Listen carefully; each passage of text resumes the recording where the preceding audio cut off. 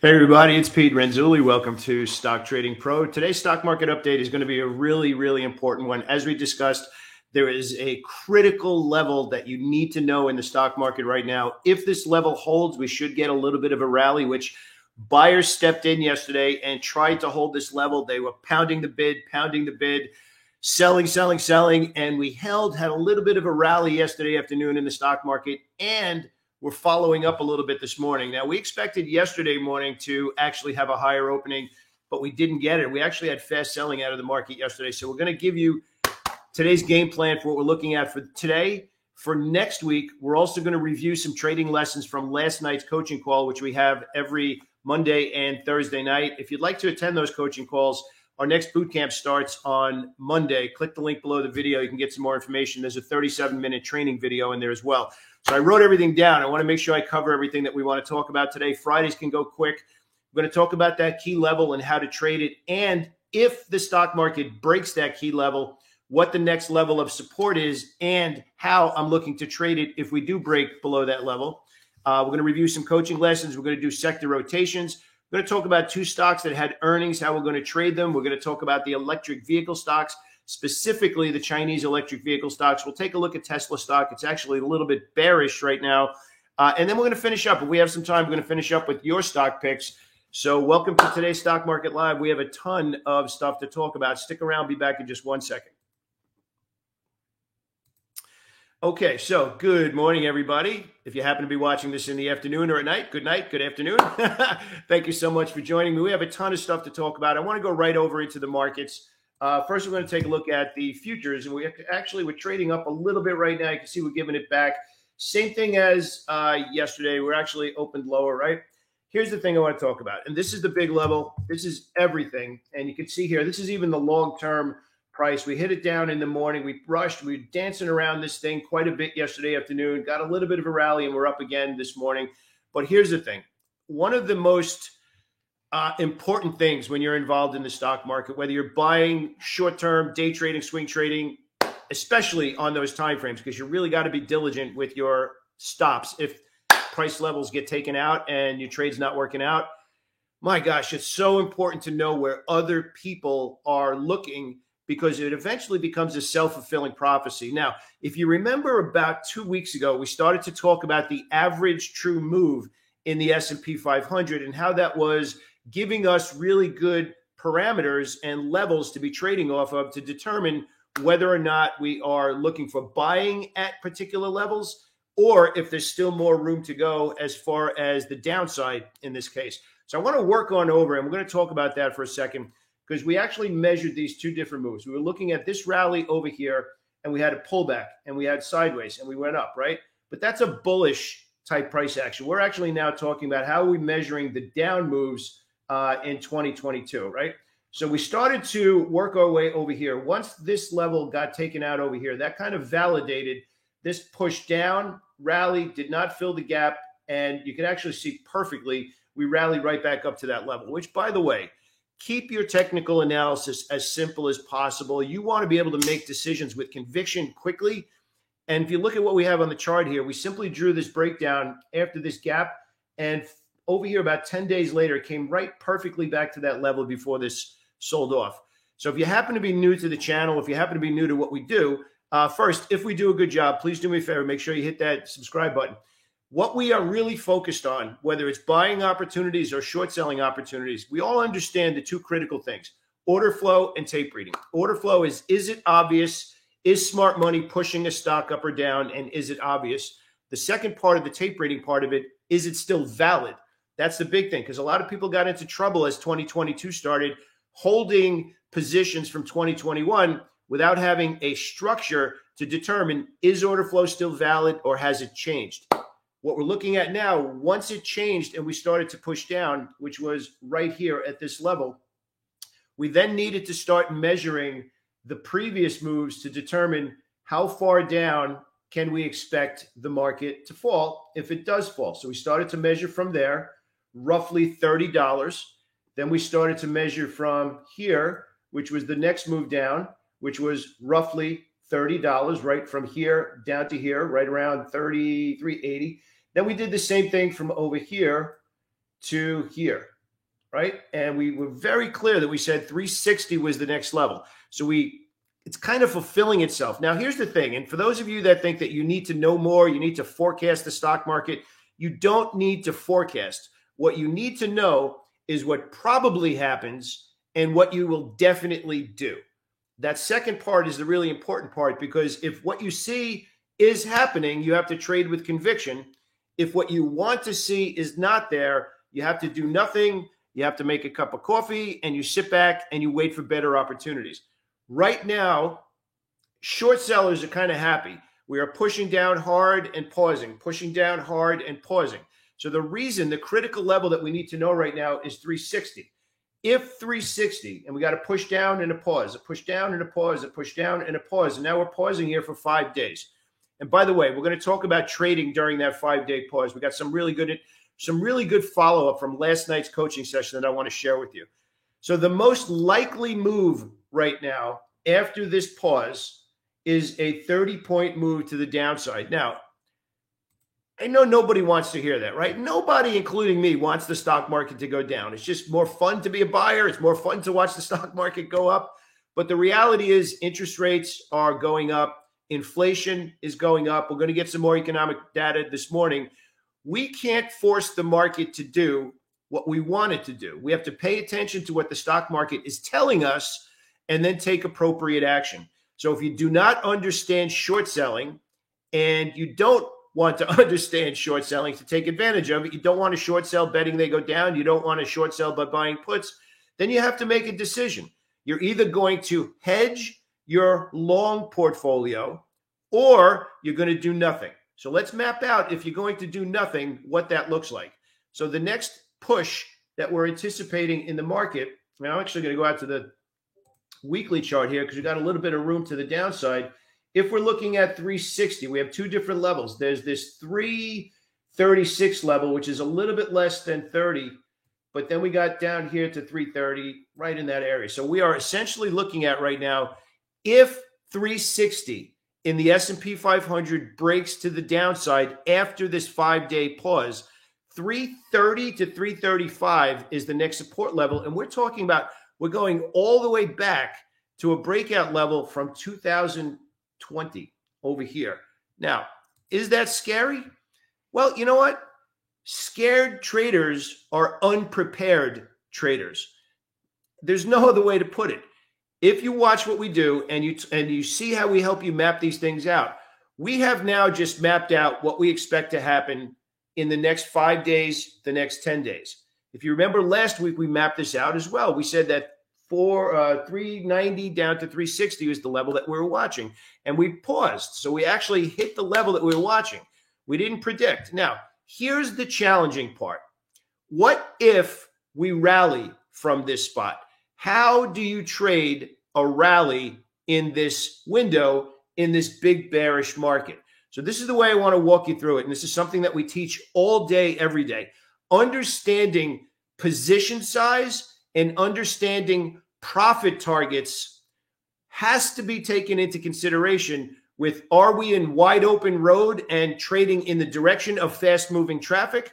Or are we kind of stop and go, but we're still going in the right direction? Right now, if stocks rally and we hold that 360 level, if that happens, we're in stop and go traffic because we're fighting the bigger picture. So again, if we are looking at this and we see this push down, push down, push down, push down, right? We can probably see even a little bit cleaner here. We are fighting this. We are not trading in this. So if we have a little bit of a rally over the next couple of days, if we can kind of map this thing out, and let's just say we kind of rally for a couple of days, we have to acknowledge the fact that we are fighting all of this, and we're fighting all of this. So what does that mean? Does that mean that we can't take advantage of that? Of course we can take advantage of it. But here's the big thing that I want to get across. One of the main things that we talk about all day, every day, literally, is what kind of market condition are we in and what kind of profits should we go after? If you are in stop and go traffic, which is us buying against a bear market, those are conditions where I'd be more inclined to be moving up trailing stop losses on profitable trades. We have two different kind of profitable trading strategies called our profit maximizer. One of them is for momentum, and one of them is when we have the big picture on our side and we can let the stock breathe a little more because there's bigger moves. We have order flow, the smart money on our side. If we are buying right now while the market's going down, we will be using the first one, which is a momentum profit maximizer. So essentially what that means is as it moves in our favor, if we timed a good entry, and I'm going to show you how to do that in a second, we will be looking to buy as it's going up. I will not have bigger position size. That's a big thing right now as well. You want to accept more risk and put more capital to work in better ideas. If the market's going down and we're buying, the smart thing to do is to work your way into that position. So let's use somebody as an example here. Let's use Rod. Let's use Rod as an example. Let's say that Rod wants to buy 1,000 shares of whatever stock it happens to be. Let's just say Tesla for argument's sake, right? If the stock is going down, and we'll take a look at Tesla. Tesla actually has had some selling pressure recently. And we're going to drop in the 50-period moving average, which is the key that we normally watch. So you can actually see it's still in this window. It's at the bottom of the window and resting right at support. You can see we're kind of hanging on a little bit. But let's say that Rob I'm sorry, what was the name I used? Rod. Let's say that Rod wants to get in here and buy Tesla at the support. Is this a great idea right now? No, it's not. Now, you could make the argument that it found support and rallied last time, found support and rallied, and found support and rallied. But let's talk about why we choose to accept risk. We're going to talk about why we choose to accept risk and how we interact with that risk. So Tesla's down at a support level. It's also below key moving average, which is the 50-period moving average. Now, here's the thing. Let's go back to that original question. Why do we choose to accept risk? It's because as we look at opportunity, we determine there's a good chance it's going to hit our profit target versus our stop loss, which means that we built a really good argument. Here's why, and here's why, and here's why we think it's going to go up. So can we say that in Tesla right now? Well, we could make an argument that Tesla stock hit this level of right around 267, 268, and the last time it went up from there. However, is there obvious buying pressure in this stock? Can we look at Tesla right now and say, wow, the institutions are buying this thing. I can't wait to hop on board with them? The answer is no. The only argument that we have right now is the last time it got down to this level, buyers stepped up, but it is not going up right now. So if we take even a look at this, you can actually see that we are 1, 2, 3, 4, 5, 6, 7, 8, 9, 10, 11-week trading range, and at the bottom of that trading range. So it's very clear that there is not a strong bias in Tesla right now. The only thing we have is that support level where buyers stepped in last time. So if Rod wants to get in there and buy Tesla today, the argument is weak. There is an argument, but it's weak. So this is different from if Rod was looking to buy here when it was in a rally for 4 weeks. This is different from this. That's pretty easy when you map it out like that, right? But the challenge is, are you doing that prior to hitting that buy button? So if Tesla holds this 268 to 270 level today, and if the market rallies, if Rod or anybody else takes a trade in Tesla today, the proper professional way to do that, because the argument is weak, only support, not order flow, you would do that with less initial position size and work your way up into more shares as it moves in your favor. So you're getting feedback from the market. The market is saying, cool, we're going in that direction. You might want to consider putting more on, but you don't take higher risk if you have a weak argument. So when you're looking at your charts today, when you're looking at your charts over the weekend, please do me a favor. Just ask yourself, how obvious is it that smart money is doing something? Right now, in the big picture, smart money is dumping stocks left over right, and the selling pressure is heavier.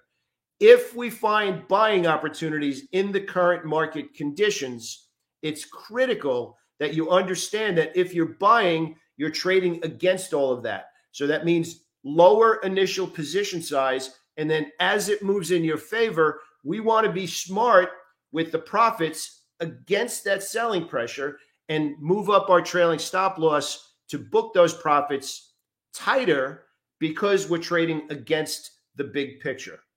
Now, that's one part of managing if the SPY ETF should happen to hold this 360 level. This is the critical level that we all need to know. If we get that rally, we're trading against this. And you could now actually see when it does rally in bearish markets, the big picture, it only lasts for a couple of days and then selling comes in. Only lasts for a couple of days, then selling comes in. Didn't even rally here and selling come in. Didn't even rally here, and we're looking to see if we get a rally.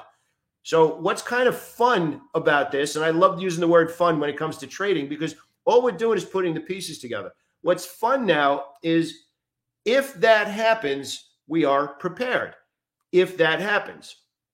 If it does not happen and we trade lower, then we are looking for a 30-point move to the downside in the S&P 500, which is roughly around the 330 level. If that happens and you are okay with short selling, then we would need to go to stocks and or sectors that are trading with the market, and those are the easier trades to the downside. And we're going to take a look at what that means right now, because if we go over to our sector rotation sheet, and you see we're starting out on Monday, you can see most of the sectors for the month have been weak. We had a little bit of a pocket of opportunity here heading into Thursday from Wednesday's trading, but we kind of rolled over pretty strongly over here. So let's actually take both sides of the market. So if we go over to the last month in the market, we'd want to find some pockets of opportunity. And you can see that in healthcare, there's a couple of strong ones in here. Netflix actually is one that we definitely want to pay attention to. Netflix has actually been holding the bid and at or near a breakout. So you can see the room to go that Netflix has here up to the next level. Not quite a breakout yet, but we're watching this level right now, right up here around, what is that number? Right around 247. So a little bit higher from there. So what are we looking for in Netflix right now? Well, as the market's going down, Netflix is holding the bid. It's kind of stuck. So it's very similar to Tesla, but Netflix is at the top of the range where Tesla is at the bottom. Netflix is at the top, Tesla's at the bottom. Does that mean we're just going to get in there and load up on Tesla because Netflix, because that stock is showing relative strength? No, the market still got selling pressure. So if we recognize the selling pressure in the market, but we found a strong stock, we still want to work our way into that position. It's just a higher likelihood of following through if it breaks out. That's a big if. So right now you can see in Netflix again, we keep hitting this level and we're not able to get through. So sellers keep shoving it back at this 247 to 250 level. What does that mean for share size? And again, this is it's not really advanced. It's just really thinking stuff through. We've found something that's at a breakout level while the market's going down. There's a lot of room to go. We call that profit potential. So if we take a look at that, it has profit potential. You can see all the way up here, it's actually just above 330. Does that mean it's going to go straight there? No. Does that mean we should get full share size and load up if it breaks 250? No, because there's sellers are coming in and there's heavier pressure. So if you could constantly visualize when you're watching the market, am I in stop and go traffic or am I in an open road? That will dictate position size for the start of the trade, and it will dictate initial profit targets after it starts to move in your favor, if it does. If it doesn't move against you, you take the loss, you go to the next trade, and you say, okay, that was a business expense. I'll go to the next one, and I'll make it back on the next trade. So that's mapping out the whole thing. So we have been talking about in the current inflationary market, the stocks that should find bids in this market, bids meaning support, should be defensive stocks such as Costco, Walmart, all those kind of stocks, and healthcare stocks. And if you remember, we just looked at that over the last month. Healthcare stocks have actually found a bid, and you can see that right in here. So if we break that down even a little bit further and go into a screener, we're going to pull up the main criteria that we watch all the time, and we're going to jump on over into healthcare. You can see 23 stocks meet that criteria. So we're actually going to sort this by how they've traded over the last month. And we're going to look for some of the market leaders. And we know that SAVA, S-A-V-A, has been pretty strong recently. Lilly bounced on the Biogen news the other day. RYTM is resting right at a resistance level. BMY is right at a resistance level. These guys, nothing to do here. We've actually been looking at ABBV. It looks very similar to what we have here. So now we're looking at ABBV on a trade between let's say 143 and 154, so roughly $11, and then plenty of room above there. So we're just putting the pieces together of ideas. So these guys on the bottom here, we're not going to look at at all. It's this top group and maybe even ABBV over here. So this is how you put the pieces together to determine how much risk am I willing to accept. And the only way you can answer that, again, is it open road in the direction that I want to trade, or is it stop and go traffic, or is it even worse? Are we sitting there, on the Long Island Expressway, stuck between Nassau County and Suffolk County at 4:30 on a Friday, and it's not even moving, and you're driving zero? You try and go down to the Southern State Parkway, that doesn't work. You go up to the Northern State Parkway, that doesn't work. You're stuck. If you are stuck in the middle of nowhere, that's where you should be. And number one thing you should be doing is preserving precious capital. Now, everybody goes to capital and thinks of money. That's absolutely important. But the number one capital you have is your mindset. And I want to take you into a question that we discussed last night, and then I'm going to open it up to any ideas that you want to discuss, any stocks that you want to call out. We'll take a look at them, okay? So what I want to talk about is stuff from our coaching call from last night. And right here, the first thing we want to talk about, and by the way, if you're thinking about the boot camp, you can see all the implementation sessions. These are all training sessions that you get as a part of trading with me every day. Trading slump or tough market, your number one goal in a tough market. So we actually mapped out the S&P 500, and we were talking about that. Let me get these guys off the screen here, and we're going to go down to the hourly chart, and I'm going to get this off the screen as well. One of the members of our community last night, Noah, who is a very smart, hardworking trader, has basically brought up on the coaching call last night that he was struggling a little bit. And that's actually what we were talking about. He's like, I'm not making bad decisions. I feel good about my trading, but I'm not getting anywhere. So one of the most important things you can learn, and actually take a look at that chart, and I'll bring this up so it's a little bit cleaner. This is the last 5 days in the market. We're obviously sitting right at that support level. The market's trying to defend that price, but we're sideways. We're sideways. We're sideways. One good day of trading on Wednesday, and then Thursday, we're sideways again. One big fast move to the downside, and then all these melted candles. So here's what I want to get across to everybody. If you have found the last 5 days of trading, if you're an active trader, it doesn't matter if you're day trading stocks, swing trading stocks, if you have found the last 5 days of trading hard, that's what it's been. I'm just going to be straight up with you. There's been a couple of days in there where I lost money. If you're taking good ideas and they don't follow through, and you're taking good ideas and they don't follow through, our job is to take good ideas, but acknowledge the fact that we're stuck in traffic and not getting follow through.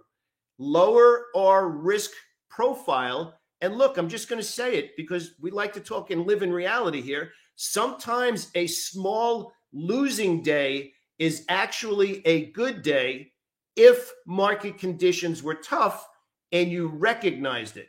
So this week, the last 5 days, especially going back to last Friday to today, or to yesterday, have been pretty tough. So we've been putting on good trades, small loss, small profit, putting on good trades, small loss, small profit. Some of them following through, some of them aren't. But there's been a couple of days this week, especially if you're on the active side of things. I'm like, okay, good. I lost a couple of $100 today. That was actually a pretty good day because it was a sloppy mess, even though some of the ideas that I had were good. So getting back to the questions and Noah's question specifically yesterday, trading slump or a tough market. So we spent a half an hour on last night's coaching session with Noah last night. It was a group session, but specifically on Noah's question about it's a tough market right now. And our job is to maintain our sanity and our trading account until we get a better market. So your number one goal in a tough market is to manage the downside and manage adversity. Look, we all signed up for it. We want that unlimited upside that comes with being a trader in the stock market, but we also have to handle the other side, the days when it's tough, the days when it feels like oh man, I should have stayed in college and I should have became an accountant. Those kind of days where it's just, it's frustrating. I promise you, if you maintain your composure, if you acknowledge the difference, wow, this has been really tough trading conditions, and I spotted it and I managed my downside, and maybe you're down a little bit after 5 days of trading, that's actually okay. That's a part of trading. If it only takes 1 or 2 trades to wipe out a really tough week of trading, you did a good job of managing the downside. So I'm speaking to you, including myself, like I'm looking in the mirror right now. If you do a good job spotting it and paying attention to what you're supposed to do, which is, as we said before, lowering risk exposure if the market conditions don't match the way you're looking at them, or if they're just tough, you got to pull back and be okay with doing less. Because I'm going to say this super clearly, and I know I'm on video. Everything we talk about here is for educational purposes, so I would never say anything I'm not supposed to. But if you have a strategy and you're on open road and you're ready for it, it's kind of easy to I'm just going to say it's kind of easy to make money when it's obvious. The hard part is not losing too much money when it's not obvious or when it changes. Now, I think we can all recognize when it's sideways, but we got to catch it so we don't wake up at the end of the week and say, what did I do? The market didn't move and I lost $1,000, right? Just using a number, right? That's learnable quickly. What's the challenge is, how do you make more when the market conditions are good? Everybody thinks their trading losses are the problem.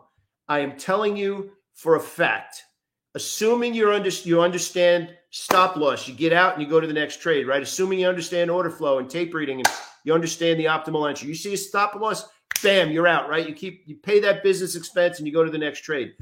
You think right now, most people think it's their losses that are holding them back.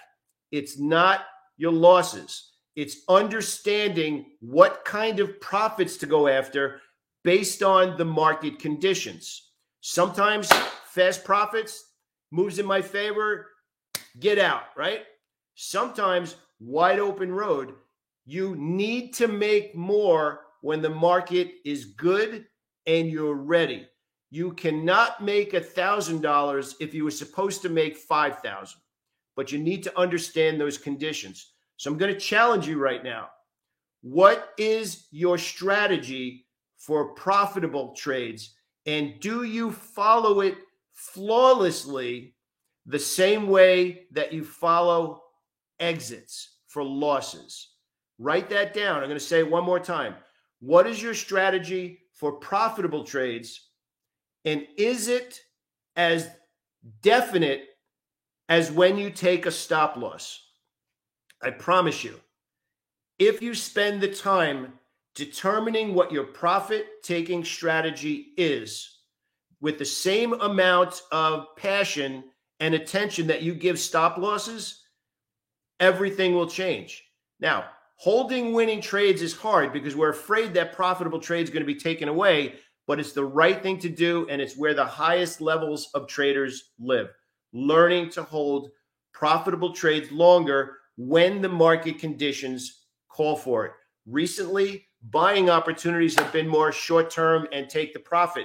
Short selling opportunities have been much more strong, for lack of a better way of putting it. So that's the big thing. So I want to just finish up here with one more thing from last night's coaching call, which was this, okay?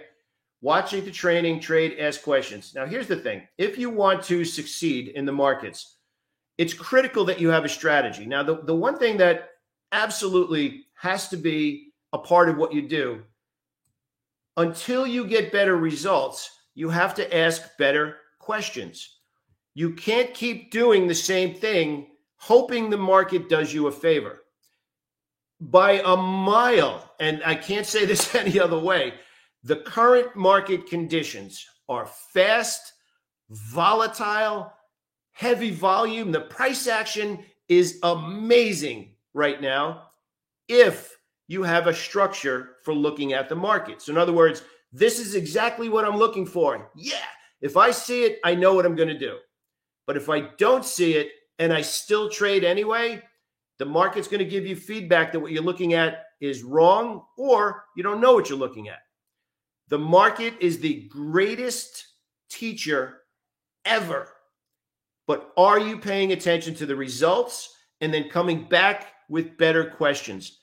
We are being forced right now in the current market conditions to make a lot of fast decisions.